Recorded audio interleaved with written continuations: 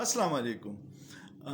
د ځنګل باچا څوک دی؟ د ځنګل باچا زمری دی او زمری مونږ وایو چې ډیر طاقتور دی، یو کس ولا مخې له نشي ورتلی، خو څه شیزونه داسې دي چې هغه د دې په انتظاري چې کله زمری کمزوري شي نو بیا په هغه باندې حمله کوي او هغه هم په یوازې نه شل دیرش یو ځای شي. هغې ته وایي لکړ بکړ.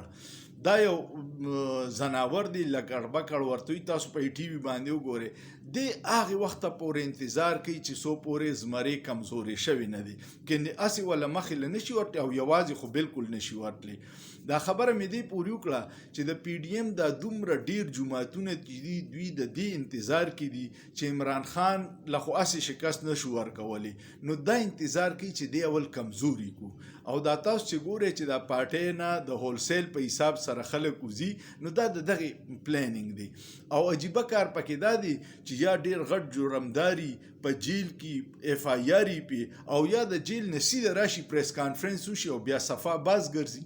ډیر عجیبه خبره ده، خو مسله دا ده چې اوس هر څه خلک په دې خبرو پوه شو. ویډیو کو مو خوښه شوه نو کمنټ پیو کې، لایک پیو کې، دوستانو سره شیر لازمن کې او سوچ پیو کې، په سوچ کې څه ګناه نشته. شکریہ.